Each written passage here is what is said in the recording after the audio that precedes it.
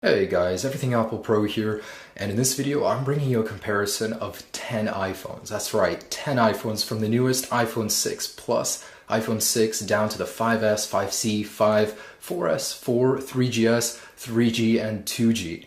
So this is every iPhone ever made, and I just want to show you how far Apple has progressed from the original iPhone 2G all the way to the newest 6 and 6 Plus. You may be surprised, every generation we see a little bit of a change, not something big, but over time we can look back, through tests like these and actually see how far Apple has managed to progress. Now I've already done this twice, and it's really interesting to see how all of these iPhones stack up against each other in these tests, and it's not getting any easier. With every iPhone release, that amount just keeps getting bigger and bigger. And I do need help, of course, so I do apologize for the number of hands in this video, but the first test we're going to do is a shutdown. In this test, I noticed there isn't much of a difference. Most of these devices now turn off, almost instantaneously, especially the newer devices on iOS 8. Now it gets really interesting during the boot up test, and take note, the further right we go with these phones, the weaker they are, and it might surprise you which one boots up first. So there are a couple factors to consider. The newer the operating system, the more features it has to boot. However, the older the device, the weaker it is. So that makes a really interesting mix when doing the startup test. All of these devices have been freshly restored on their newest firmware.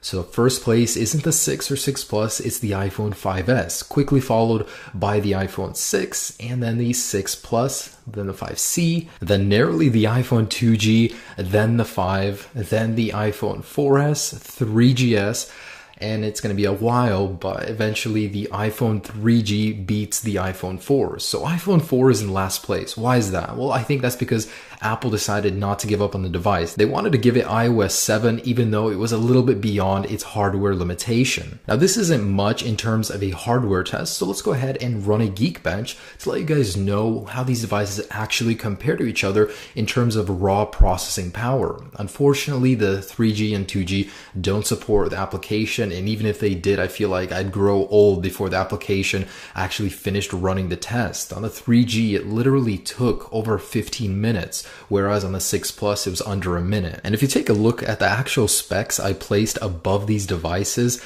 you'll notice that, it's pretty low in comparison to many Android phones, even the older iPhones. You'll notice Apple hasn't made many huge leaps and bounds in terms of adding a lot of gigahertz and RAM to their devices, and that's for a very good reason, because Apple has always been great at optimizing their devices to run the latest stuff, the best graphic applications, stuff like that, without needing a lot of raw power. Just really good system optimization. Nothing surprising in the Geekbench results. We do see a slight increase in power for every single generation. Next, we're going to load reddit.com, and the newer devices, they load it almost instantaneously thanks to the new JavaScript engine.